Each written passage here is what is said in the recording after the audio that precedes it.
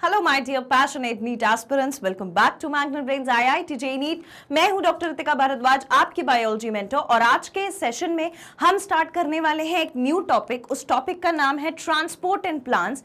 इस चैप्टर की हम क्विक समरी को देखेंगे और फिर देखेंगे इससे रिलेटेड क्वेश्चंस, जो कि बहुत इंपॉर्टेंट और एक्सपेक्टेड क्वेश्चंस हैं, as well as previous year questions भी हम सॉल्व करेंगे इसी सेशन में फॉर द सेम टॉपिक।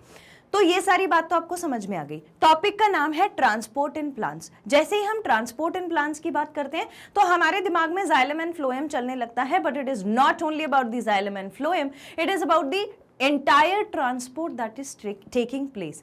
कौन सी चीजों का ट्रांसपोर्ट होगा, किस प्रोसेस से होगा, और उस प्रोसेस के बाकी कॉन्सिक्वेंसेस प्लांट के ऊपर क्या होंगे, ये सारी चीजें इंपॉर्टेंट है। तो आइए सेशन को स्टार्ट करते हैं। सबसे पहले मीन्स ऑफ ट्रांसपोर्ट की बात करते हैं। जहां पर प्रोसेस होता है ट्रांसपोर्ट का प्लांट्स में, it takes place at 3 levels. ये 3 लेवल में ट्रांसपोर्ट होता है। फर्स्ट लेवल होता है सेल्यूलर लेवल ट्रांसपोर्ट, यानी कि सेल, बेसिक सेल के लेवल पर। तो uptake and release of substance within a cell, cell के अंदर किसी चीज का आना और सेल से बाहर किसी चीज का जाना, सिर्फ एक सेल की बात हो रही है, उसे हम कहते हैं सेल्यूलर ट्रांसपोर्ट। तो सेल्यूलर ट्रांसपोर्ट में क्या क्या हुआ? सेल्यूलर ट्रांसपोर्ट में 2 चीजें हुई। पहला, when something came inside cell, when something went out of the cell। तो क्या हुआ? Uptake and release of substance from cell. किसी चीज का सेल के अंदर आना और किसी चीज का रिलीज होना, ये 2 वर्ड इंपॉर्टेंट है, अपटेक और रिलीज। बस ये हो गया हमारा क्या? सेल्यूलर लेवल का ट्रांसपोर्ट। इतनी बात समझ में आई? आगे बढ़े। नेक्स्ट, बाकी 2 क्या है? Transport of substance from one cell to another, एक सेल से दूसरे सेल में। अभी क्या हो रहा था? सिर्फ एक सेल में ट्रांसपोर्ट हो रहा था। अब हमारे पास 2 सेल हैं, तो अभी सारी चीजें ऐसे आ रही थी, ऐसे जा रही थी। अब क्या होगा? ये एक सेल है, ये एक सेल है, और ट्रांसपोर्ट ऐसे होगा या ऐसे होगा, ठीक है? तो उसे हम क्या कहते हैं? Distance transport. ये कौन सा था? ये था सेल्यूलर लेवल, सेल्यूलर लेवल, और ये था डिस्टेंस ट्रांसपोर्ट। ये डिस्टेंस ट्रांसपोर्ट था, ठीक। अब बात आती है transport of water and sugar via xylem and phloem, जिसे हम लॉन्ग डिस्टेंस ट्रांसपोर्ट कहते हैं। तीसरा होता है जाइलम और फ्लोएम वेसल। आपको पता है जाइलम और फ्लोएम वेसल क्या ट्रांसपोर्ट करते हैं? आई होप सबको पता है। एक ये, दूसरा एक ट्यूब ये, तीसरा एक ट्यूब ये, ठीक है? तो एक ट्यूब को हम कंसिडर करते हैं क्या? जाइलम। दूसरे ट्यूब को हम कंसिडर कर लेते हैं फ्लोएम। आपको डेफिनेटली याद होगा, इसमें तो कोई कंफ्यूजन ही नहीं है। जाइलम और फ्लोएम में से फ्लोएम करता है फूड का ट्रांसपोर्ट, जाइलम करता है वाटर का ट्रांसपोर्ट, ठीक। तो ये 3 तरीके के ट्रांसपोर्ट, पहला हमारा सेल्यूलर लेवल, दूसरा हमारा डिस्टेंस लेवल, और तीसरा हमारा जाइलम और फ्लोएम। बात समझ में आ गई? ये 3 तरीके के ट्रांसपोर्ट प्लांट्स में देखे जाते हैं। Clear? Okay. Now the next is passive transport. Passive transport कैसा ट्रांसपोर्ट होता है? बस एक वर्ड याद रखना है। पैसिव ट्रांसपोर्ट में there is no energy required, there is no energy required. कोई एनर्जी की जरूरत नहीं होती। कहां? पैसिव ट्रांसपोर्ट में।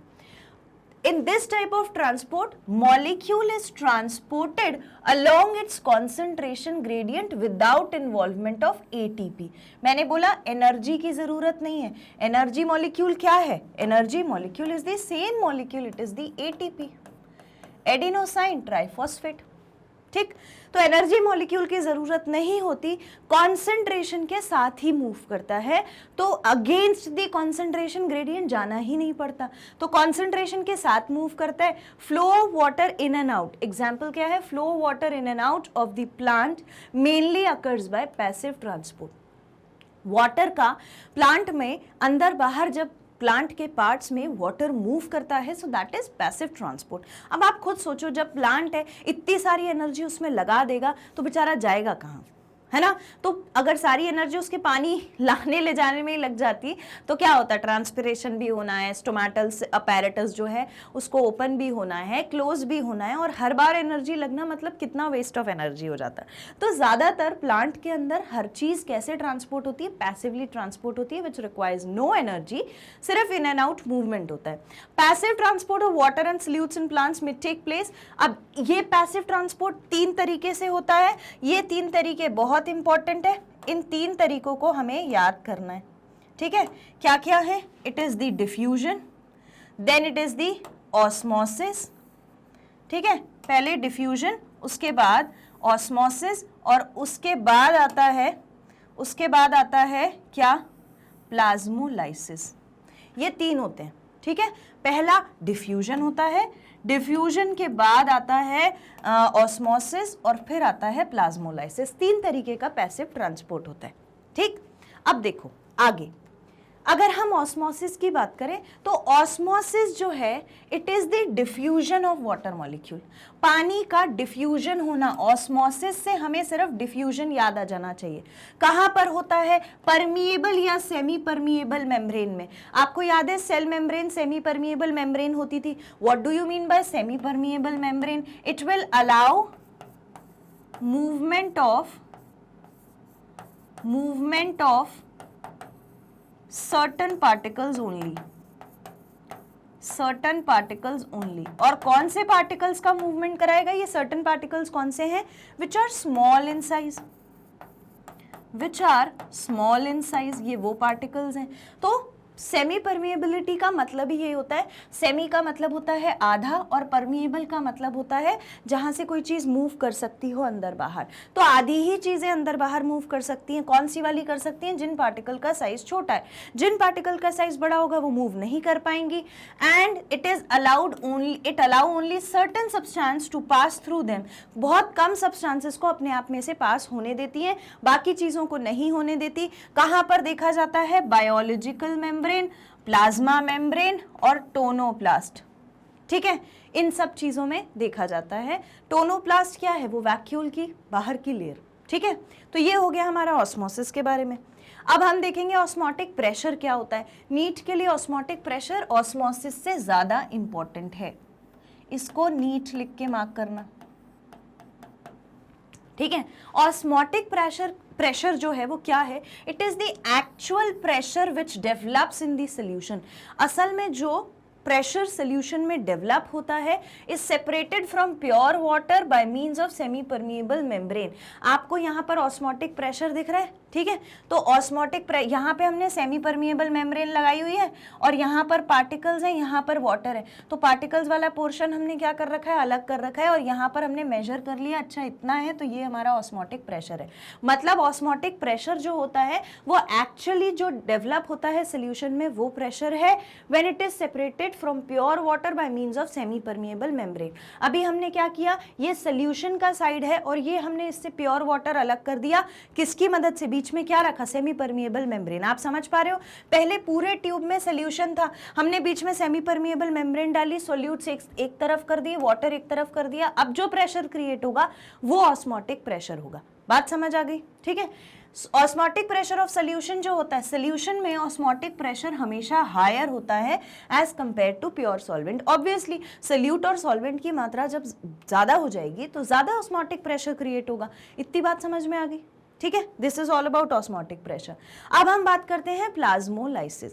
प्लाज्मोलाइसिस होता है जब हम सेल को हाइपरटोनिक सोल्यूशन में रख देते हैं। हाइपर का मतलब क्या होता है, ज्यादा, हाइपर का मतलब होता है मोर, है ना।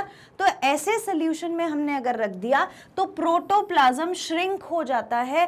पानी जो है वो प्रोटोप्लाज्म जो है सेल के कॉन्स्टिट्यूएंट्स श्रिंक हो जाते हैं, leaves the cell wall due to exosmosis and cell will become flaccid, ठीक है। तो सेल कैसा हो जाएगा, नेचर में फ्लैसिड हो जाएगा। इसको हम प्लाज्मोलाइज्ड सेल बोलते हैं। So find out what is the plasmolysed cell, ऐसा कुछ पूछा जा सकता है। प्रोसेस है प्लाज्मोलिसिस, ठीक, तो प्लाज्मोलिसिस में क्या हो रहा है, प्रोटोप्लाज्म श्रिंक हो रहा है। सबसे इंपॉर्टेंट बात ये वाली ध्यान रखनी है कि इसमें क्या होगा, प्रोटोप्लाज्म श्रिंक हो जाएगा, प्रोटोप्लाज्म श्रिंक्स, ठीक, it is going to shrink. ये हो गया प्लाज्मोलाइसिस। नेक्स्ट इम्बिबिशन क्या होता है, इम्बिबिशन होता है आपने बारिश के समय में खिड़की दरवाजे जो हैं वो थोड़े टाइट हो जाते हैं, चलने में होते हैं, तो वो ऐसा क्यों हो जाता है, क्योंकि बारिश के समय में वो क्या कर लेते हैं, वाटर जो है उसे अब्जॉर्ब कर लेते हैं, ठीक है, इसकी वजह से अब्जॉर्ब करके साइज इंक्रीज हो जाता है। साइज इंक्रीज हो जाता है तो जो एरिया है जिसमें उसे वर्क करना है उसमें वो प्रॉपरली फिट नहीं हो पाता, इसीलिए जो हमारे खिड़की दरवाजे होते हैं उनको चलने में प्रॉब्लम आती है बारिश के समय में। Now that same process of the wood which in which it absorbs water from the atmosphere, उसको हम कहते हैं imbibition। देखिए, cause of swelling of wooden doors and windows in rainy season, swelling of seeds after being dipped in the water, जैसे किशमिश है, किशमिश को अगर अपन पानी में डाल देंगे, खीर में डाल देंगे तो वो स्वेल अप हो जाएगी, that is imbibition. The first step in imbibition is, सबसे पहले इसमें एडजॉर्प्शन होता है, यानी कि attachment of liquid on the surface, जो सरफेस है उस पर लिक्विड अटैच होने लगता है और उसके बाद ही एब्जॉर्ब होगा, ठीक। तो सबसे पहला स्टेप कौन सा होता है, ये याद रखना इंपॉर्टेंट है। सबसे पहला स्टेप इम्बिबिशन में कौन सा होता है, ऑप्शन में दे देंगे अब्जॉर्प्शन, एडजॉर्प्शन, पैसिव मूवमेंट, कुछ भी दे सकते हैं, प्लाज्मोलाइसिस। आपको फाइंड आउट करना पड़ेगा, आंसर है आपका adsorption. Clear, okay. Now imbibition is important for, किस लिए जरूरी है, वाटर अब्जॉर्प्शन के लिए जरूरी है, जर्मिनेशन ऑफ सीड के लिए जरूरी है। जब हम चने को अंकुरित होने के लिए रखते हैं तो उसमें क्या होता है, वाटर डाल के रखते हैं, ऐसे सूखा रख दोगे तो थोड़ी ना अंकुरित हो जाएगा, जब वो वाटर अब्जॉर्ब करेगा तब जाकर सीड जर्मिनेट होगा। तो जर्मिनेशन के लिए ये इम्बिबिशन का प्रोसेस इंपॉर्टेंट है। आप सोचो, अगर सेल के अंदर वाटर ही नहीं जाता तो वो जर्मिनेट ही नहीं हो पाता, जर्मिनेट नहीं हो पाता तो फिर हम वो अंकुरित चने कैसे खाते। तो वहां पर भी जो प्रोसेस हो रहा है वो क्या हो रहा है, it is the germination of seed. ऐसे ही बाकी सीड्स भी जर्मिनेट करते हैं। Maximum absorption of water takes place by root hair zone. Plant में सबसे ज्यादा वाटर का अब्जॉर्प्शन रूट हेयर से होता है। कहां से होता है, रूट हेयर से। अगेन इंपॉर्टेंट क्वेश्चन, ठीक है। अगर पूछ लिया कि कहाँ से वाटर का सबसे ज्यादा अब्जॉर्प्शन होता है तो कोई लिख देगा प्राइमरी रूट, कोई लिख देगा जाइलम फ्लो, जाइलम लिख देगा, तो ऐसे अलग अलग ऑप्शन मिलेंगे, लेकिन सबसे ज्यादा रूट हेयर से होता है। They increase the absorptive surface area of root. ये क्या करते हैं, सरफेस रूट का सरफेस एरिया बढ़ा देते हैं। आप खुद सोचो, ये हमारी प्राइमरी रूट थी, फिर इसमें ये सेकेंडरी रूट थी, और सेकेंडरी रूट के पास रूट हेयर था, सेकेंडरी रूट के पास रूट हेयर था। आपको नहीं लगता ये सॉइल में कुछ ज्यादा जा पाएगा, है ना, जहां पर रूट नहीं पहुंच पा रही वहां भी पहुंच पाएगा। तो हमेशा वाटर का अब्जॉर्प्शन कहां से ज्यादा होता है, रूट हेयर से ज्यादा होता है। This is root hair. ये वाली क्या थी, प्राइमरी रूट, ये वाली क्या थी, secondary root. This was secondary root, और ये क्या है, रूट हेयर। तो रूट हेयर से ही वाटर का अपटेक ज्यादा होता है, ठीक है। तो ये हो गई हमारी किस चीज की बात, कि भाई कैसे पैसिव ट्रांसपोर्ट हो जाएगा। इसके बाद हम बात करते हैं एक्टिव ट्रांसपोर्ट। एक्टिव का मतलब ही ये है कि इसको क्या चाहिए पता है, इसको चाहिए एटीपी, यानी इट रिक्वायर्स एनर्जी। इसे किस चीज की जरूरत पड़ती है, एनर्जी की जरूरत पड़ती है। देखिए, it uses energy to pump molecule against a concentration gradient with help of membrane या फिर प्रोटीन। इसको अगेंस्ट द कॉन्सेंट्रेशन, इंपॉर्टेंट बात, एक्टिव ट्रांसपोर्ट की इंपॉर्टेंट बात, एक्टिव ट्रांसपोर्ट की इंपॉर्टेंट बात क्या होती है, सबसे पहली चीज तो ये कि इसको चाहिए क्या, एनर्जी, ठीक है। तो इसे चाहिए एटीपी। दूसरी बात ये कि ये मूवमेंट कराएगा, एनर्जी की जरूरत क्यों है, क्योंकि मूवमेंट हो रहा है अगेंस्ट द कॉन्सेंट्रेशन ग्रेडियंट।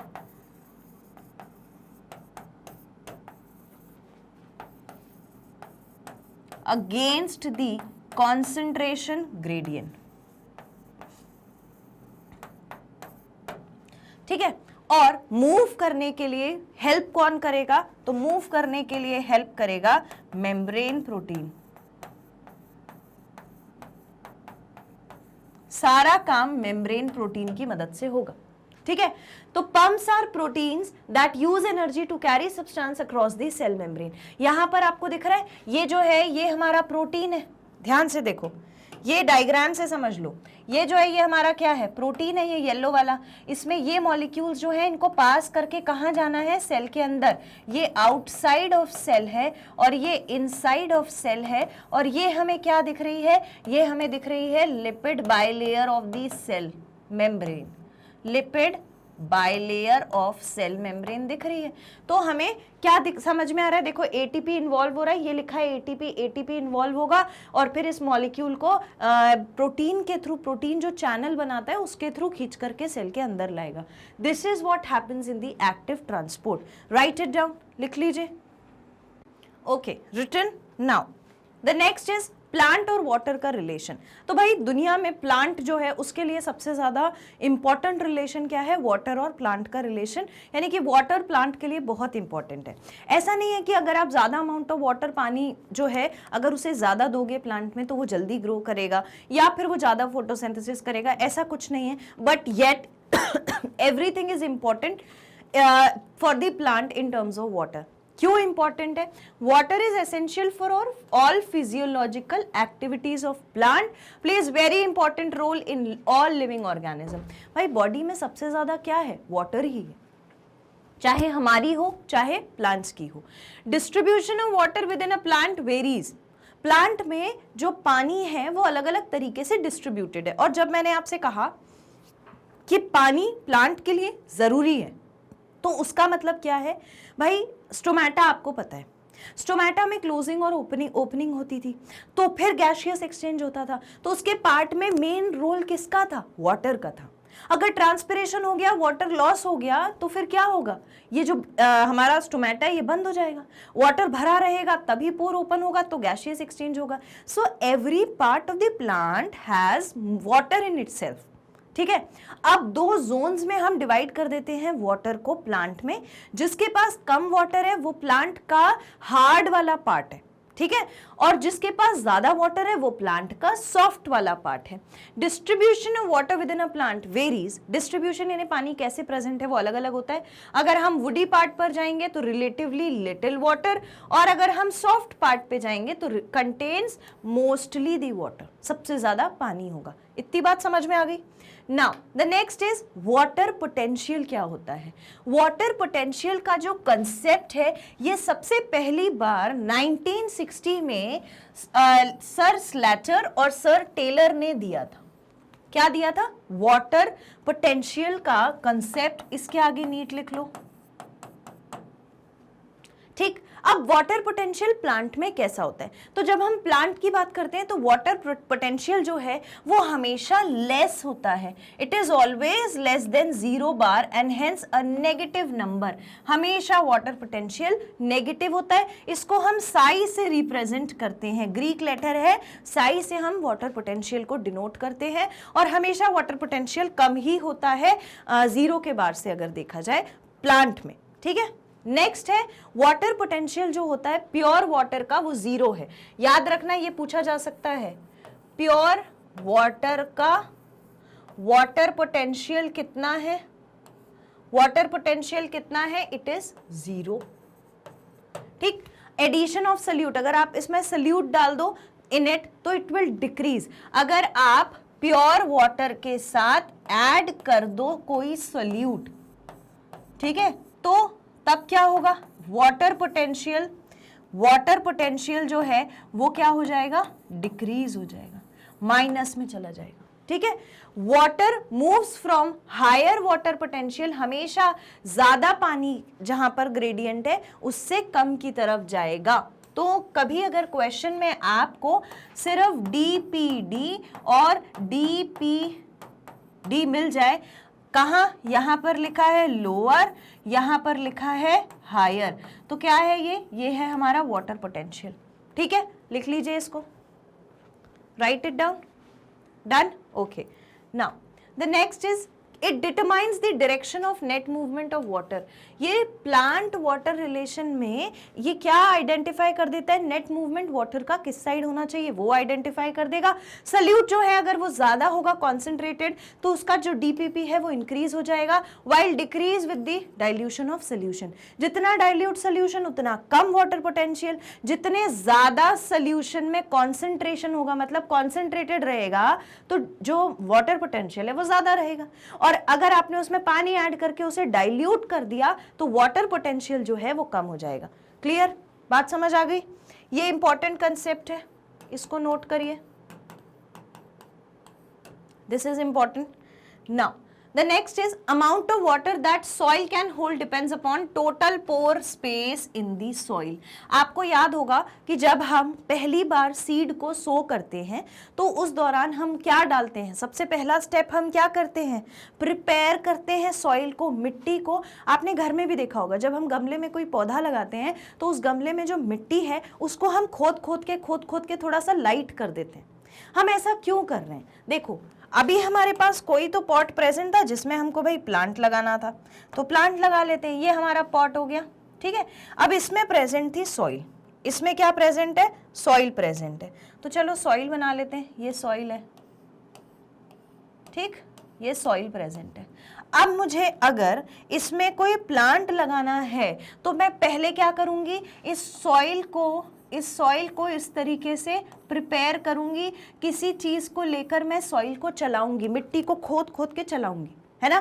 तो उससे क्या होगा कि ये जो सॉइल के पार्टिकल्स हैं इसके बीच में कुछ, एक्चुअली मुझे दूसरे कलर से बना के बताना चाहिए आपको, इसके बीच में कुछ ऐसे स्पेस क्रिएट हो जाएगी। देखो यहाँ स्पेस दिख रही है ना, सॉइल के पार्टिकल्स के बीच में स्पेस दिख रही है, ठीक, तो ये स्पेस क्रिएट हो जाती है। What is this space? This is the air space, this is the air space. And what is this? This is the soil. What is this? You are preparing soil, preparing soil. हमने ऐसा क्यों किया? ये जो air बीच में present है ना, ये जो एयर प्रेजेंट है इसको हम टोटल पोर स्पेस कहते हैं, ठीक है। Water is present in the spaces between the soil, और ये जो एयर स्पेसेस है यहीं पर खाली जगह मिलेगी। तो यहीं पर आकर जब आप इसमें वाटर पोर करोगे, ठीक है, ऐसे जब आप इसमें वाटर डालोगे तो वो कहाँ पर आकर रहेगा भाई, वो यहीं आकर रहेगा, ठीक है, वो इसी स्पेस में ऑक्यूपाई हो जाएगा।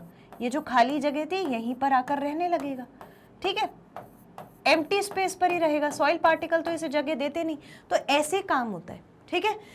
तो water is present in the spaces between the soil, आपको वो तो समझ आ गया वाटर कैसे प्रेजेंट है। इसके बाद total amount of water present in the soil, जितना पूरा का पूरा पानी वाटर सॉइल में प्रेजेंट है उसको कहते हैं Hollard. Now this is NEET वाला पॉइंट, उसे क्या कहते हैं, Hollard.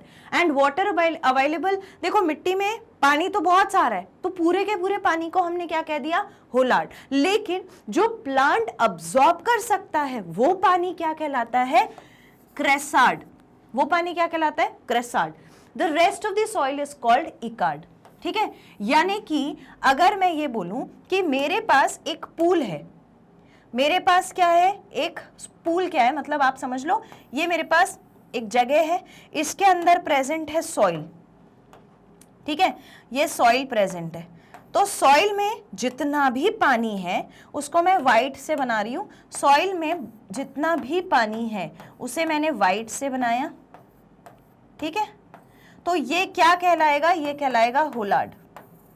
Total water present in the soil, ठीक है।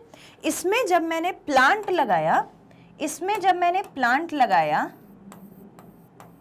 ठीक है, इसमें मैंने जब प्लांट लगा दिया तो उसके बाद प्लांट के लिए, मेरे इस प्लांट के लिए कितना वाटर अवेलेबल था, वो वाटर कहलाता है क्रेसार्ड। जो प्लांट ले पाएगा वो वाटर कहलाता है क्रेसार्ड, ठीक, दिस इज कॉल्ड एज क्रेसार्ड, ठीक है। इसके बाद rest of the soil water is called इकार्ड। अब इसके अलावा अगर इसमें कोई पानी बच गया, इसके अलावा इसमें अगर कोई पानी बच गया तो वो पानी क्या कहलाएगा? वो पानी कहलाएगा इकार्ड। बात समझ में आ गई? ये नीट के लिए बहुत इंपॉर्टेंट है, लिख लीजिए, right it down. Done? Okay, now the next is pathway of water movement. Water move कैसे करता है? सिर्फ ये फ्लो चार्ट को देखो। सबसे पहले पानी प्रेजेंट है, सॉइल में वाटर आ गया, ठीक है। सॉइल से कहां जाएगा? रूट हेयर में। रूट हेयर से किस में पहुंचेगा? कॉर्टेक्स में, फिर एंडोडर्मिस यानी कि अंदर की लेयर, उसके बाद पेरीसाइकिल, वो जो जाइलम फ्लोएम से बाहर वाली लेयर होती थी, फिर प्रोटोजाइलम और फिर metaxylem. What is protoxylem and metaxylem? The first form xylem and the later on formed xylem. तो इस तरीके से वाटर का मूवमेंट होता है। आपको किसी ऑप्शन में ये कॉमा लगा लगा के पूछ सकते हैं या फिर वो एरो लगा लगा के पूछ सकते हैं कि वाटर का मूवमेंट किसके बाद किस में होगा। ये चार्ट बनाना इंपॉर्टेंट है, बना लीजिए इसको। Done? Okay, now the next is absorption of water कैसे होता है? तो अब्जॉर्प्शन ऑफ वाटर, अगर हम रूट की बात करें तो zone of cell differentiated absorb both water and mineral. जो डिफरेंशिएटेड जोन होता है रूट में, वहां पर वाटर का और मिनरल का दोनों का अब्जॉर्प्शन हो जाता है। कहां से होगा? सॉइल से, ठीक। अब जब भी वाटर अब्जॉर्ब होगा तो पैसिव और एक्टिव मूवमेंट के थ्रू होगा, पैसिव और एक्टिव मूवमेंट के थ्रू होगा। तो ये तो हम पढ़ चुके हैं, लेकिन एक्टिव अब्जॉर्प्शन ऑफ वाटर क्या होता है? एक्टिव अब्जॉर्प्शन ऑफ वाटर होता है जब बहुत छोटा सा अमाउंट ऑफ वाटर, यानी कि मान लो 4% था, वो अब्जॉर्ब हो गया बाय एक्टिव मैकेनिज्म, कुछ एनर्जी लगाकर। आप देखो यहां पर, अगर आप इस डायग्राम को देखोगे तो ये रूट हेयर है, ये रूट हेयर है, ये वाला, ठीक है। रूट हेयर में ये बाहर जो मॉलिक्यूल्स बने हैं ये वाटर मॉलिक्यूल्स बने हैं। 1 मिनट, ये क्या बने हैं? वाटर मॉलिक्यूल बना है। दिस इज वाटर मॉलिक्यूल, ठीक है, ये वाटर मॉलिक्यूल है। वाटर मॉलिक्यूल यहां से अब्जॉर्ब हो जाएगा, वाटर मॉलिक्यूल यहां से अब्जॉर्ब हो जाएगा रूट हेयर से। रूट हेयर के पास आपको क्या दिख रहा है? एपीब्लेमा। रूट हेयर के पास आपको क्या दिख रहा है? एपीब्लेमा। एपीब्लेमा के बाद ये वाला पूरा पोर्शन है कॉर्टेक्स के सेल्स, तो यहां जाएगा। इसके बाद जाएगा कहां पर? पेरीसाइकिल। देखो ये आउटर लेयर दिख रही है जाइलम फ्लोएम के, और जाइलम तो यहाँ बीच में है, और फ्लोएम कहाँ है? ये वाला पूरा फ्लोएम है, और यहाँ एंडोडर्मिस है। तो इस तरीके से वाटर मूव करके जाता है, जो अभी अपन ने साइकिल देखी। अब एक्टिव अब्जॉर्प्शन में क्या होता है? बहुत छोटा सा अमाउंट ऑफ वाटर, यानी कि ध्यान रखना कि जब भी एक्टिव ट्रांसपोर्ट आएगा, जब भी एक्टिव ट्रांसपोर्ट आएगा, तब एक्टिव ट्रांसपोर्ट, एक्चुअली ट्रांसपोर्ट नहीं बोलेंगे, अब्जॉर्प्शन बोलेंगे। एक्टिव अब्जॉर्प्शन ऑफ वाटर जब होगा, अब्जॉर्प्शन ऑफ वाटर जब होगा, तो उस दौरान सिर्फ 4% वाटर ही आएगा, ठीक है। Absorbed by active mechanism, it involves one expenditure of metabolic energy। यहां पर metabolic energy लगेगी, तो मैडम metabolic energy का मतलब क्या है? ATP लग जाएगा। क्या लग जाएगा? ATP, which comes from the respiring cells of the root। जो कहां से आएगा भाई? उन्हीं सेल से आएगा जिनमें रेस्पिरेशन हो रहा होगा, क्योंकि रेस्पिरेशन के दौरान ही तो सिंथेसिस होता है, तभी तो बनता है हमारा क्या? ATP, ठीक। And in this type of absorption root, particularly root hair play active role. सबसे ज्यादा इंपॉर्टेंट काम किसका होता है? रूट हेयर का। रूट हेयर का सबसे ज्यादा इंपॉर्टेंट काम होता है। बात समझ आ गई? लिख लीजिए इसको, right it down. Done? Okay, now the next is passive absorption of water. Passive absorption of water में सबसे ज्यादा वाटर का अब्जॉर्प्शन हो जाएगा, एनर्जी की जरूरत नहीं पड़ेगी। तो passive absorption of water takes place due to forces developed at the transpiring surface of the plant, यानी कि जहां पर ट्रांसपिरेशन पुल होगा। ट्रांसपिरेशन पुल का क्या मतलब है? ऊपर के सरफेस से वाटर हो गया गायब, इवेपोरेट हो गया। अब पानी की जगह खाली हो गई ऊपर वाले, तो नीचे के वाटर मॉलिक्यूल्स ऊपर मूव कर जाएंगे।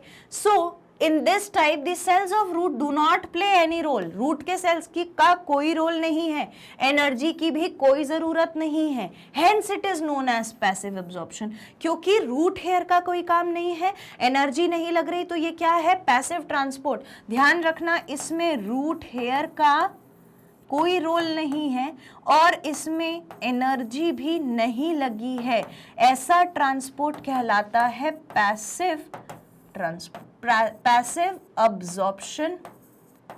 absorption of water. ठीक है, and in passive absorption water is just pulled through the root hair, सिर्फ खिंच जाता है पानी, कोई एनर्जी नहीं लगती। And most common 96% in rapid method of water absorption, 96%, 4% active से, 96% किससे होगा, 96% होगा पैसिव ट्रांसपोर्ट के मदद से। ठीक है, लिख लीजिए इसको, written. Okay, now the next is ascent of sap. Ascent of sap हमने क्लास 10th में भी पढ़ा था, जब हमने लाइफ प्रोसेसेस पढ़ा था उस दौरान। एसेंट ऑफ सैप क्या होता है, अब it is nothing but the upward movement of water, जो स्टेम में, रूट में, एक्चुअली रूट से चालू होता है, रूट से चालू होकर के स्टेम में जब पानी जो है वो अपवर्ड मूव करने लगे तो उसे हम एसेंट ऑफ सैप कहते हैं। Upward movement of water from roots to aerial parts of the plant is known as ascent of sap. Aerial parts ये नहीं जो हवा में भाई प्लांट के पार्ट हैं, देखो यहाँ पर बहुत अच्छे से समझ में आ रहा है, ये रूट की तरफ जा रहा है। ठीक है, और ट्रांसपिरेशन पुल कहां लगेगा, नीचे ही तो लगेगा, नीचे से पुल करेगा ना, तो वाटर नीचे से पुल हो रहा है क्योंकि ऊपर खत्म हो रहा है ट्रांसपिरेशन की वजह से। Loss of water due to transpiration हुआ, पानी उड़ा, तो ये क्या करेगा, नीचे से पानी को खींचने लगेगा। पानी नीचे से खींचेगा तो ट्रांसपिरेशन पुल लगेगा। कहां से खींचेगा, सॉइल में से। सॉइल में क्या प्रेजेंट है, रूट प्रेजेंट है। बात समझ में आ गई। Various experiments demonstrate that the actual pathway of accent of SAP in xylem is in terrestrial plants. सबसे ज्यादा actually accent of sap, ascent of SAP कहाँ देखा जाता है, टेरेस्ट्रियल प्लांट्स में। ऑब्वियसली वहीं पर सॉइल में इतने अच्छे से रूट प्रेजेंट है। Clear, done, okay. Now next is xylem के पास वेसल्स होते हैं। अगर हम एसेंट ऑफ सैप में जाइलम की बात करें तो उसके पास कुछ वेसल्स हैं, ट्रैकीड्स हैं, जाइलम, पेरेन्काइमा, ये सब सेल्स हमने पढ़े हुए हैं 8th-9th क्लास से। जाइलम वेसल्स जो है वो थिक वॉल वाले सेल की बनी होती है, थिक वॉल सेल की, जो एंड टू एंड जॉइन रहते हैं, मतलब बिल्कुल कस के कनेक्शन होता है इनमें। The partition wall between cell dissolve, जो पार्टीशन वॉल होती है सेल के बीच की वो डिसॉल्व हो जाती है और cell content disappear to form hollow tubular structure that resemble water pipe. क्या होता है, छोटे छोटे छोटे छोटे मान लो सेल्स है, ठीक है। अब सपोज करो कि सेल्स थे कुछ इस टाइप के, एक सेल ये, ठीक है, इसके बाद एक सेल ये, इसके बाद एक सेल ये, इसके बाद एक सेल ये, ऐसे सेल्स थे। अब क्या हुआ भाई, एक दिन फाइनली इनका मन करा अपने को क्या करना है, देखो यहाँ पर लिखा हुआ है disappear, cell contents disappear, partition wall between the cell devolve. अब डिसॉल्व, अब ये पार्टीशन वॉल है, ये डिसॉल्व हो गई, ये डिसॉल्व हो गई, ठीक है, ये मैंने डिसॉल्व कर दी। आपको नहीं लगता कि ये कोई बड़ा सा मुझे पाइपलाइन दिख रहा है? अब ये मुझे कैसा दिख रहा है, पाइपलाइन जैसा दिख रहा है ना, ऐसा ही प्लांट में होता है, ऐसे ही प्लांट में पाइपलाइन बन जाती है। राइट दिस डाउन, लिख लिया, ओके। अच्छा, जाइलम क्या कैरी कराता है, xylem helps in transport of water inside the plant, phloem food का ट्रांसपोर्ट, ठीक है। नेक्स्ट, वाइटल फोर्स थ्योरी, भाई बहुत इंपॉर्टेंट थ्योरी, सर जेसी बोस ने दी थी, was the strong supporter of this theory. ये वाइटल फोर्स थ्योरी, इनके हिसाब से जो अपवर्ड ट्रांसलोकेशन होता है एक जगह से दूसरी जगह, जब वाटर ट्रांसलोकेट होता है, takes place due to pulsatory activity of living cell innermost cortical layer में, जो कहां प्रेजेंट है, एंडोडर्मिस के बाहर, and it is also called as pulsation theory. तो इसमें नीट लिख लेना, पल्सेशन थ्योरी भी पूछा जा सकता है और वाइटल फोर्स थ्योरी भी पूछा जा सकता है। नाम साइंटिस्ट का बड़ा इंपॉर्टेंट, सर जेसी बोस। इनका कहना था कि वाटर जब ट्रांसलोकेट होता है तो वो सेल का पल्सेटिंग मूवमेंट है, तो इसीलिए इसे पल्सेशन थ्योरी भी कहते हैं। लिख लिया? Done? Okay. Now the next is the theory was only hypothetical. ये जो थ्योरी थी ये हाइपोथेटिकल थी, प्रूव नहीं कर पाए, एंड फर्दर डिस्कार्डेड। उसके बाद क्या कर दिया गया, इस थ्योरी को डिस्कार्ड कर दिया गया, ठुकरा दिया गया। किसने किया ऐसा? ये जो स्टार्सबर्गर थे इन्होंने किया। 1891-1893 वाले ईयर में इनका काम हुआ। इन्होंने डिमॉन्स्ट्रेट किया कि जो एसेंट ऑफ सैप है it continues even in the stem. वो ऐसा नहीं है कि सिर्फ सेल्स में उधर ही हो रहा है, वो स्टेम में भी हो रहा है। और in which living cells have been killed by the uptake of poison, जहां पर लिविंग सेल्स जो है वो तो डेड सेल्स हैं, फिर भी यहां पर क्या होने वाला है, वाटर का अपटेक होने वाला है। ठीक है। Next, root pressure theory. I hope आपने पहली थ्योरी कंप्लीटली समझ ली होगी। ठीक है। अब हम बात करेंगे रूट प्रेशर थ्योरी की। नाम से समझ में आता है there is something related with the pressure created in the root for the uptake of water. ये थ्योरी जो थी ये कौन लेकर आया था? प्रिस्टली सर लेकर आए थे 1961 में। ठीक। इनका कहना था कि रूट प्रेशर जो है वो सबसे ज्यादा होता है, मैक्सिमम होता है रेनी सीजन में इन ट्रॉपिकल कंट्रीज और स्प्रिंग सीजन में इन टेम्परेट हैबिटाट्स। ठीक है। रेनी सीजन में ट्रॉपिकल रीजन में क्या होगा, सबसे ज्यादा रूट प्रेशर दिखेगा, और अगर हम टेम्परेट रीजन पे चले जाएंगे तो कौन से सीजन में रूट प्रेशर बन जाएगा? स्प्रिंग के सीजन में रूट प्रेशर बन जाएगा। ठीक है। इट इज रिटार्डेड और becomes absent during condition of starvation, low temperature, drought, reduced availability of oxygen. मान लो कोई भी अगर एक्सट्रीमिटी हो जाती है, जैसे ऑक्सीजन कम है, ड्राउट आ गया, या फिर हो सकता है टेम्परेचर कम हो गया, ऐसी सिचुएशन में ऑब्वियसली रूट प्रेशर कम हो जाएगा। In absence of root pressure, ऐसा क्यों हो रहा है? क्योंकि रूट प्रेशर जो है वो खत्म हो जाएगा। So it is because absence of root pressure the ascent of sap continues and gymnosperms root pressure has rarely been observed. Gymnosperms में ये नहीं देखा जाता है। जिम्नोस्पर्म्स में ये जो रूट प्रेशर है इसका क्राइटेरिया एकदम नेग्लिजिबल है, यानी कि एकदम रेयर है, rarely happens in the gymnosperms. फिर किसमें मिलेगा? एंजियोस्पर्म्स। बात समझ गए? Done? Okay. Now, the next is transpiration. Transpiration is nothing. Straightforward language में अगर मैं बताऊं तो transpiration होता है loss of water in the form of water vapor. Water vapour के फॉर्म में जब पानी उड़ जाए तो उसे हम ट्रांसपिरेशन कहते हैं। ठीक है। तो loss of water in the form of water vapour from living tissue of aerial part of the plant is called transpiration. यहाँ पर बहुत अच्छे से आपको इस इमेज में समझ में आ रहा है कि वाटर लीव्स से इवेपोरेट हो जा रहा है। देखो ये लीव्स से इवेपोरेट होके जा रहा है, उड़ रहा है। ठीक है। Water is drawn up to the stem of the leaf, और फिर लीफ में से पानी चला जाएगा तो लीफ किससे पानी खींचेगी? स्टेम से खींचेगी। Veins carry water into the leaves and root take up water from the soil. तो स्टेम वाटर किससे खींचेगी? रूट से। रूट वाटर किससे खींचेगा? सॉइल से। ठीक है।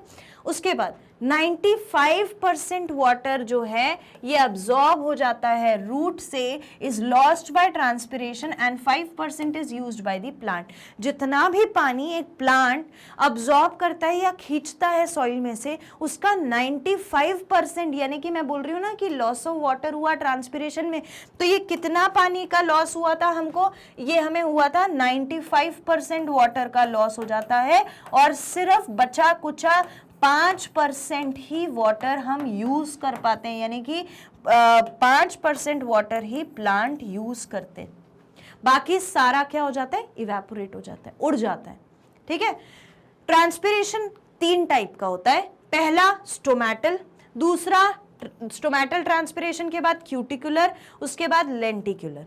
लेंटिकल से, क्यूटिकल यानी कि स्किन से, और स्टोमेटा से। कहां कहां से? मैंने क्या क्या बताया? पहले मैंने बोला स्टोमेटा से हो रहा है स्टोमेटल ट्रांसपिरेशन, दूसरा होता है क्यूटिकुलर, क्यूटिकुलर यानी कि वो एपिडर्मिस जो है प्लांट की वो, और तीसरा हो जाता है लेंटिसिल से, तो लेंटिक्यूलर ट्रांसपिरेशन। ये 3 टाइप के ट्रांसपिरेशन होते हैं, फोर्थ में दिया रहेगा ऑल ऑफ द अबव, तो आंसर आपका वो हो जाएगा। नीट के लिए इंपॉर्टेंट, लिख लीजिए इसको, right it down, make a note for this.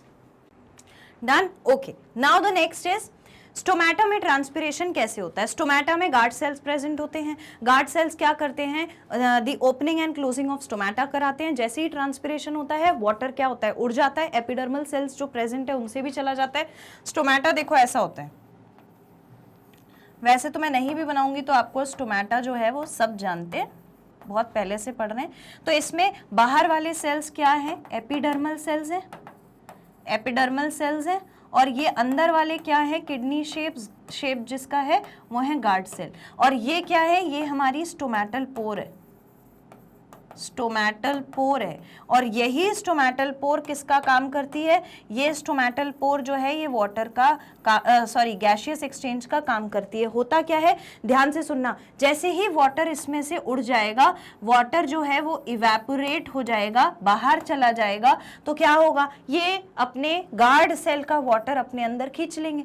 तो गार्ड सेल का वाटर अगर खिंच जाएगा तो गार्ड सेल कैसा हो जाएगा, सिकुड़ जाएगा।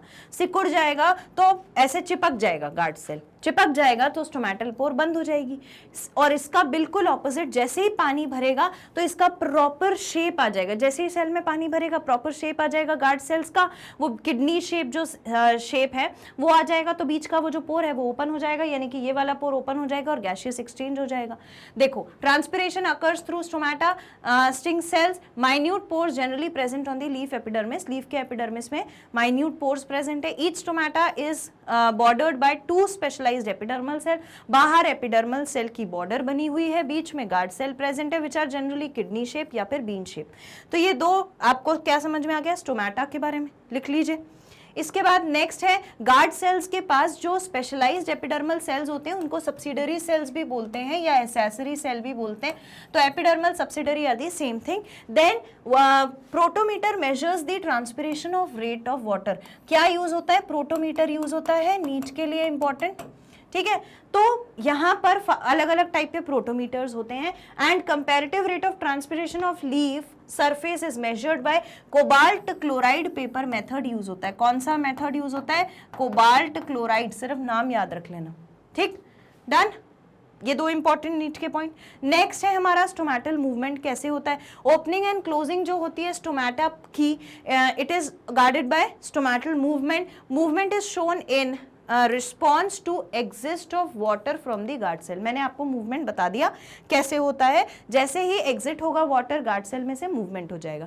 अब हम बात करते हैं किस चीज की, गार्ड सेल्स जो हैं वो एपिडर्मल सेल से अलग होते हैं इन कंटेनिंग क्लोरोप्लास्ट, क्योंकि गार्ड सेल के अंदर क्लोरोप्लास्ट प्रेजेंट है, एपिडर्मल के पास नहीं है। तो इसमें माइक्रोफाइबर होते हैं वॉल में और फेस स्टोमेटल पोर। माइक्रोफाइबर कहां पर होते हैं, किस तरफ फेस किए रहते हैं, वो जो बीच में पोर बनी थी उसकी तरफ। In response to change in, जैसे ही टर्गर प्रेशर यानी कि वाटर का प्रेशर चेंज होगा तो सेल्यूलोजोइक फाइब्रेट जो है वो अपवर्ड की तरफ और इनवर्ड की तरफ मूवमेंट शो करेंगे और सरकमफेरेंस जो है उनका उसके around. Due to this shape of guard cell changes, और एक्चुअली इस रीजन से जो गार्ड सेल का शेप है वो चेंज हो रहा है। तो क्लोज्ड स्टोमेटा कैसा दिखेगा, ऐसा दिखेगा, और बाहर ये गार्ड सेल्स होंगे। और ओपन स्टोमेटा कैसा दिखेगा, ऐसा दिखेगा, ऐसा दिखेगा, और बाहर ये गार्ड सेल्स होंगे। तो ये ओपन दिख रहा है ना पोर, ये वाला पोर ओपन दिख रहा है, यहाँ पर कोई पोर नहीं दिख रहा। तो ये ओपनिंग और क्लोजिंग ऑफ स्टोमेटा हो जाएगी। क्लियर, लिख लीजिए, राइट इट डाउन। इसके बाद नेक्स्ट हम बात करेंगे किसकी, गटेशन की। गटेशन क्या होता है, एट नाइट और अर्ली मॉर्निंग, सुबह सुबह या एकदम रात के समय में इवेपोरेशन जो है वो कम हो जाता है, वाटर कलेक्ट हो जाता है। आपने देखा होगा पत्तियों के ऊपर ऐसे पानी की बूंदें अपने आप दिखने लगती हैं बहुत ज्यादा सुबह या फिर रात के समय में, तो बस वही गटेशन है। तो वो वेन में से निकल के पानी बाहर आ जाता है, सनलाइट थी नहीं, इवेपोरेट हुआ नहीं। Tip of grass blade, leaves of many herbaceous plant. आपने एक बहुत अच्छी डेस्कटॉप इमेज देखी होगी जिसमें लीव से यहाँ पर एक बूंद पानी गिर रहा है, लीफ से ऐसे एक बूंद पानी गिर रहा है या कहीं यहाँ शायद बना होगा, तो वो उसके टिप से गिर रहा है। वो कौन करवा रहा है? वो जो वेन प्रेजेंट है ना वो करवा रही है, अलग से कहीं से नहीं आया। ये हर्बेशियस प्लांट्स में देखा जाता है। ये जो प्रोसेस होता है एक्सुडेशन, जहां पर लिक्विड का ड्रॉप्स के फॉर्म में हो जाए एडजेस से, देखो ये एडजेस मतलब कि ये वाली जो मार्जिन है इनसे अगर वाटर का ऐसा ड्रॉप बन के निकलना हो जाए तो उसको हम गट्टेशन कहते हैं। ज्यादातर ये स्टोमेटल पोर के आसपास होता है and it is called as hydathodes. क्या कहलाता है? हाइडाथोड्स। नीट के लिए important. Done? Okay, that is all about guttation. इसके बाद uptake and translocation of water of mineral nutrients. देखो वाटर तो जाता ही जाता है, सॉइल में से मिनरल्स भी मिलते हैं। हमने मैक्रो और माइक्रो न्यूट्रिएंट्स भी पढ़ा हुआ है। तो मोस्ट मिनरल रूट से ही एंटर करते हैं, एक्टिव एब्जॉर्प्शन से, जो साइटोप्लाज्म में जाता है एपिडर्मल सेल के। इसके लिए एनर्जी की जरूरत पड़ेगी। भाई आप क्या कर रहे हो? आप मिनरल्स ले रहे हो, आप मिनरल्स को ले रहे हो, तो मिनरल्स लेने के लिए आपको क्या लगेगा? एनर्जी बिल्कुल लगेगी ही लगेगी। एनर्जी किस फॉर्म में लगेगी? एटीपी के फॉर्म में, एडिनोसाइन ट्राइफॉस्फेट। ठीक, and this needs energy in the form of ATP. Some ion also move from epidermal cells passively. तो एपिडर्मिस के जो सेल्स हैं उससे पैसिवली भी मूव कर जाते हैं, मतलब वो प्रोसेस जहां पर एनर्जी नहीं लगेगी। स्पेसिफिक प्रोटीन प्रेजेंट होता है रूट हेयर सेल्स में, जो एक्टिव पंप की तरह काम करता है साइटोप्लाज्म ऑफ एपिडर्मल सेल से। तो अगर हमारी ये लेयर है, ये क्या है?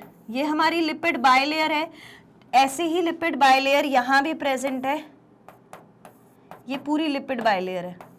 ठीक है, तो इसमें जो प्रोटीन प्रेजेंट होता है वो प्रोटीन ऐसे प्रेजेंट होता है, और इसके बीच में आपको दिख रहा है एक गैप बना हुआ है। इसके बीच में आपको दिख रहा है एक गैप बना हुआ है। गैप कहाँ है मैडम? ये है गैप, ये गैप बना है। तो इस तरीके से अगर ये, इस तरीके से अगर मैं बोलूं कि ये कौन सा पोर्शन है, ये आउटसाइड ऑफ सेल पोर्शन है, ये इनसाइड ऑफ सेल पोर्शन है, तो ये जो चैनल बना है इसकी मदद से ये मॉलिक्यूल्स जो है वो इसके अंदर, सेल के अंदर मूव कर जाएंगे। क्या? मिनरल।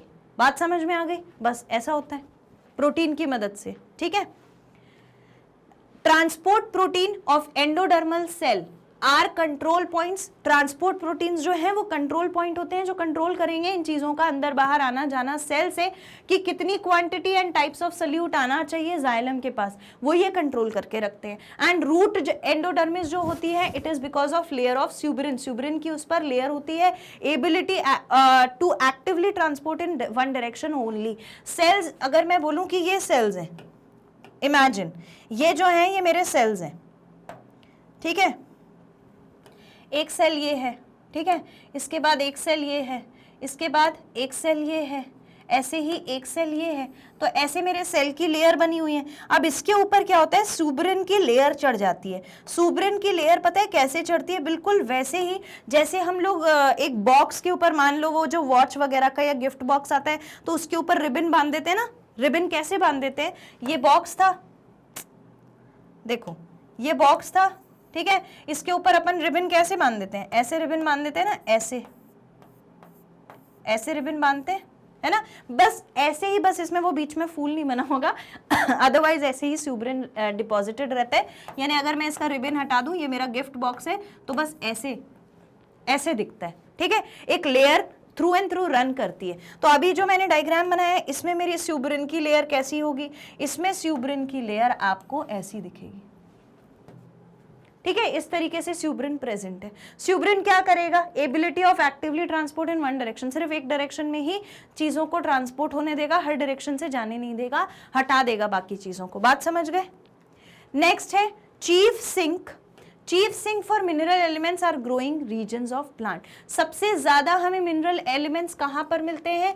रीजन्स ऑफ प्लांट, जहां पर ग्रोथ चल रही होती है, जैसे कि apical tip, apical portion, lateral meristem जो होता था वहां पर, यंग लीव्स में, डेवलपिंग फ्लावर्स में, फ्रूट्स में, जो भी जितने भी डेवलपिंग पार्ट्स होंगे, जैसे अपाइकल हो गया, लेटरल मेरिस्टम हो गया, यंग लीव हो गई, फ्लावर्स हो गए, फ्रूट्स हो गए, सीड्स हो गए, स्टोरेज ऑर्गन्स हो गए, इन सब में आपको बहुत सारा मिनरल मिलेगा। ग्रोथ के पोर्शन में हमेशा मिनरल प्रेजेंट होता है। Unloading of mineral ion occur at the fine when ending through diffusion and active. और ये सारा का सारा मिनरल निकल के अनलोड कब होता है? निकलना बनता कब है, जब वेन एंडिंग्स मिल जाती हैं और डिफ्यूजन या एक्टिव ट्रांसपोर्ट के थ्रू जहां एनर्जी लगेगी उसके थ्रू अनलोड हो जाता है। This is about the uptake of mineral. अब बात आती है फ्लोएम में ट्रांसपोर्ट ऑफ फूड कैसे होगा। तो जो फ्लोएम है हमारा उसमें ट्रांसपोर्ट ऑफ फूड, सुक्रोज इसका मेन मटेरियल है फूड का, ठीक है। तो ये ट्रांसपोर्ट होता है एक वैस्कुलर टिश्यू फ्लोएम से, कहां से, सोर्स से, सोर्स कौन है, leaf, to sink stored food की तरफ जाएगा, ठीक है। हमेशा जब भी आपने पता है साइट ऑफ फोटोसिंथेसिस पढ़ा था, तो साइट ऑफ फोटोसिंथेसिस क्या है, लीफ है। लीफ में प्रोसेस होगा फोटोसिंथेसिस का, ठीक है। और इसके बाद ये अगर इसकी ब्रांच है, ये अगर इसकी ब्रांच है, तो यहाँ पर अगर खाना बन रहा है तो भाई उसको स्टेम में जाना पड़ेगा, फिर बाकी पार्ट्स में जाना पड़ेगा, बाकी प्लांट के पार्ट्स में भी जाएगा। तो कैसे जाएगा, फ्लोएम के थ्रू जाएगा। Sourcing relationship is variable due to season and needs. किस सीजन में फूड कितना स्टोर होना चाहिए, कितनी ज़रूरत है, कितने खाने की ज़रूरत है, इन सब चीज़ों पर सिंक का और लोकेशन जहाँ फूड बन रही है उसका रिलेशन होता है। तो सोर्स कौन है, ये लीफ जो है ये हमारा सोर्स है, ये लीफ जो है ये हमारा सोर्स है। और जहाँ पर भी फूड स्टोर होगा उसको हम क्या बोलेंगे, सिंक बोलेंगे, उसको हम क्या बोलेंगे, सिंक बोलेंगे, वहां जहां पर फूड स्टोर होगा। बात समझ गए। Direction of movement in phloem is by directional. हमेशा फूड बाय डायरेक्शनली मूव करता है और वाटर हमेशा यूनी डायरेक्शनली मूव करता है, क्योंकि सिर्फ सॉइल से वाटर आएगा, स्टेम में चढ़ेगा बेचारा, बस यही मूवमेंट करता रहता है जीवन भर। पर लीफ प्लांट में हर जगह प्रेजेंट है, तो खाना तो कहीं पे भी बनेगा और कहीं पर भी फिर जाएगा, स्टोर होगा, सिंक बनेगा। तो मतलब ये जो है ये बाय डायरेक्शनल मूवमेंट शो करती है। Movement of water always unidirectional, देखो लिखा है यूनिडायरेक्शनल वाटर का मूवमेंट, लिख लिया इसको, okay. Now next is mass flow hypothesis. Mass flow hypothesis सबसे पहले अर्नस्ट मंच ने दी थी 1930 में, was first to propose this hypothesis. और ये इस हाइपोथेसिस में है क्या, सोल्यूट ट्रांसपोर्ट कैसे होंगे फ्लोएम टिश्यू में, फ्लोएम टिश्यू में सल्यूट पार्टिकल्स कैसे ट्रांसपोर्ट हो जाते हैं। इस थ्योरी के अकॉर्डिंग जितने भी ऑर्गेनिक सल्यूट्स होते हैं वो ट्रांसलोकेट होते हैं, यानी कि एक जगह से दूसरी जगह जाते हैं, किसके द्वारा, सीव ट्यूब्स के द्वारा, from source to sink. Source जहां पर फूड बन रहा है वहां से लेकर कहां पर, जहां पर फूड स्टोर होना चाहिए। द सोर्स एंड सिंक में be reversed depending on plant. ये रिवर्स हो सकते हैं, प्लांट के नीड्स पर डिपेंड करता है। And direction of movement in phloem can be upward और डाउनवर्ड। और फ्लोएम जो है वो बाय डायरेक्शनल फ्लो कराता है, तो अपवर्ड डाउनवर्ड मूवमेंट हो जाएगा। बस मास फ्लो हाइपोथेसिस यही थी, नीट के लिए इंपॉर्टेंट है, नीट के लिए इंपॉर्टेंट है। Done, okay. Now the next is water जब एंटर करता है तो कहाँ जाता है, मीजोफिल सेल से, उसके बाद जाइलम में जाता है। इसके वजह से टर्गर प्रेशर बन जाता है of the mesophyll cell increases. Mesophyll cell से कहाँ जाना है, इसको जाइलम के पास जाना है, तो इस वजह से टर्गर प्रेशर बनता है मीजोफिल सेल में। शुगर जो है वो डिसॉल्व हो जाती है वाटर के अंदर from mesophyll cells into symplast system of sieve tube. Sugar water के साथ मीजोफिल सेल में डिसॉल्व हो जाएगी। अब सल्यूट जो है they are carried through symplast to finally reach consumption site. Consumption site यानी कि वो साइट जहां पर इस खाने की जरूरत है, फिर वहां पर ये डिलीवर हो जाएगा, पानी के साथ स्टार्च मिल जाएगा। बात समझ गए, मीठा पानी दे देंगे उसको पीने के लिए। एट द सिंक, सिंक मतलब जहां एनर्जी रिजर्व है हमारी, सिंक में जो सल्यूट पार्टिकल होते हैं दे आर यूज्ड अप और they can be stored in insoluble form. या तो वहां से सीधे यूज होने लगते हैं या फिर इनसॉल्युबल जो घुलते नहीं है उस फॉर्म में स्टोर रहते हैं। Osmotic concentration and turgor pressure in these cells will be low. कहां पर कब लो होता है ऑस्मोटिक प्रेशर, ऐसा क्वेश्चन बनता है, तो इस पॉइंट को डिफरेंट कलर के पेन या पेंसिल से लिखकर रख लीजिए। नेक्स्ट, कंटिन्यूअस प्रेशर जो होता है ग्रेडियंट का, वो कब बनता है, between source and sink. Water returns to the source through apoplast system which is important for need. Water वापस कैसे आता है, वाटर रिटर्न होता है सोर्स से, तो कैसे रिटर्न होता है, एपोप्लास्ट सिस्टम के थ्रू। ठीक, डन, ओके। नाउ अब हमने कंप्लीट कर लिया है अपने इस चैप्टर की समरी और अब टाइम है क्वेश्चंस को सॉल्व करने का। फटाफट से अपना पेन पेपर लेके तैयार हो जाइए, जो भी नोट्स आपने लिखे एक बार उसको चेक कर लीजिए। हम स्टार्ट करने जा रहे हैं most important question for this topic और क्वेश्चंस को देखेंगे। Be ready for watching the questions. Fine, now see the first question.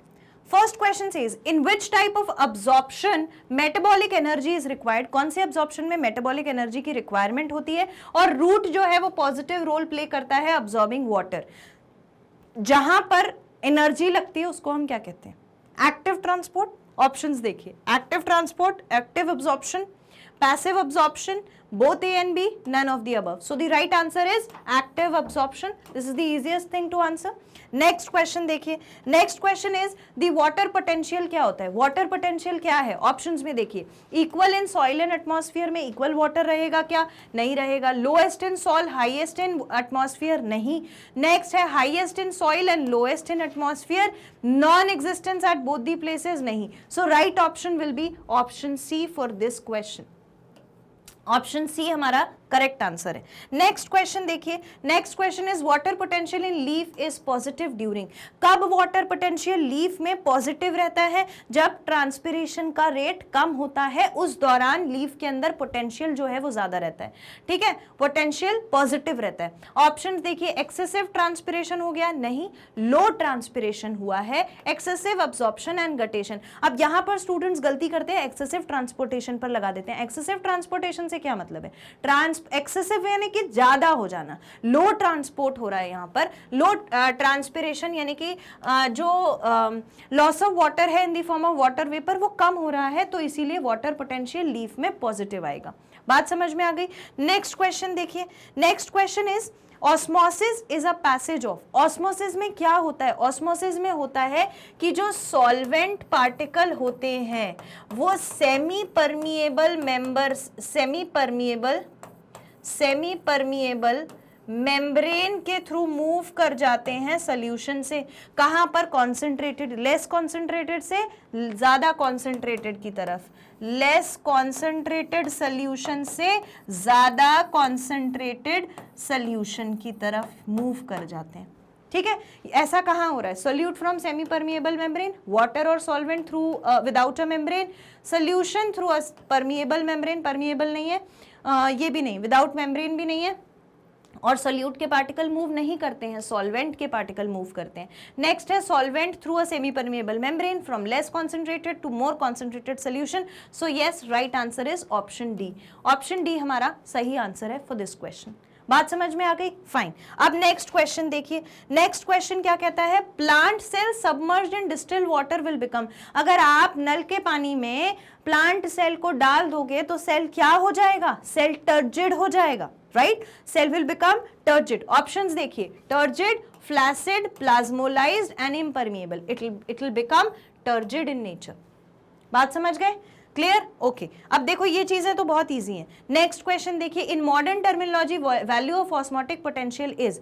अगर हम मॉडर्न टर्मिनोलॉजी में बात करें तो जो हमारा ऑस्मोटिक पोटेंशियल है वो कितना होता है? सोचो, ये वाला तो क्वेश्चन आपको बन ही जाना चाहिए। मैं आपको 1 मिनट का टाइम देती हूँ, आप सोचो क्या हो सकता है इसका आंसर और मुझे सही आंसर मार्क करके बताओ। What will be the answer? किया? नहीं किया? मैं बता देती हूँ। पॉजिटिव नहीं, नेगेटिव, जीरो नहीं, नन ऑफ दीज नहीं। ऑलवेज ऑलवेज ध्यान रखना, वैल्यू ऑफ ऑस्मोटिक पोटेंशियल जो है अपन ने देखा था ना, वो कैसी आती है? नेगेटिव आती है। अभी थोड़ी देर पहले पढ़ा है, ये तो भूलना ही नहीं चाहिए था, याद करने वाली भी कोई बात नहीं है, जीरो से कम हो जाती है तो नेगेटिव आती है। नेक्स्ट क्वेश्चन देखिए, water will be absorbed by root hairs when the external medium is. Water root hair में से कब अब्सॉर्ब होता है? जब एक्सटर्नल मीडियम कैसा होता है? हाइपोटोनिक होता है। So right option will be hypotonic. Hypertonic नहीं, आइसोटोनिक नहीं, विस्कस नहीं। Option A will be the correct answer for this question. Done? Okay. Now the next is the previous year questions. Previous year questions को solve करते हैं। बहुत ज़्यादा difficult chapter नहीं है, बहुत ज़्यादा डिफिकल्ट चीज़ें भी नहीं है। चलिए क्वेश्चन सॉल्व करते हैं। First question is, which of the following criteria does not pertain to facilitated transport. Facilitated transport में दिया गया ऑप्शन में से कौन सा वाला लागू नहीं होता? पहला हाई सिलेक्टिविटी नहीं होती।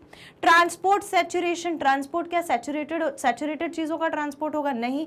फिर आता है अपहिल ट्रांसपोर्ट बिल्कुल होता है जब हम does not pretend to facilitated transport, facilitate में कोई चीज का यूज हो रहा है, यहां पर कोई यूज नहीं हो रहा, अपहिल तो अपने आप हो जाता है। रिक्वायरमेंट ऑफ स्पेशल मेम्ब्रेन की जरूरत भी नहीं है। So correct option will be option C for this answer. ये क्वेश्चन पूछा गया था 2013 के नीट के एग्जाम में, 2013 के नीट के एग्जाम में ये क्वेश्चन पूछा गया था। नेक्स्ट क्वेश्चन देखिए, next question is water potential of aqueous solution. Aqueous solution का वाटर पोटेंशियल कितना होता है? अभी पढ़ के आए हैं, 0 होता है। क्या होता है? 0। वहां मैंने बोला भी था कि नीट के लिए इंपॉर्टेंट है, लिख लीजिए। ऑप्शंस देखिए, 0, more than 1, less than 1, infinite, नहीं, it is always 0। So option A is the correct answer. Clear? Next question देखिए, नेक्स्ट क्वेश्चन क्या है? Column water within xylem vessel to tall trees does not break under its weight because of, वो जो column बनता है water का वो break नहीं होता, किस चीज की वजह से ब्रेक नहीं होता? पहला डिसॉल्व्ड शुगर है उसमें, नहीं, इसका डिसॉल्व्ड शुगर से कोई लेना देना नहीं है। दूसरा tensile strength of water, yes it is the tensile strength of water. Lignification of xylem vessel and positive root transport का भी इसमें कोई रूल नहीं है। So correct option will be option B, tensile strength of water. ये question पूछा गया था 2015 में, ठीक है, ये 2015 का क्वेश्चन है। ट्विस्ट करके भी क्वेश्चंस को पूछा जा सकता है, ठीक है। तो आप देख रहे हो वैल्यू वाली चीजें पूछी जा रही है ना। नेक्स्ट देखो, root pressure develop due to, root pressure क्यों डेवलप होता है भाई? प्रेशर रूट के अंदर कब डेवलप होगा? जब क्या करना पड़ेगा? अगेंस्ट द कॉन्सेंट्रेशन ग्रेडियंट काम करना पड़ेगा।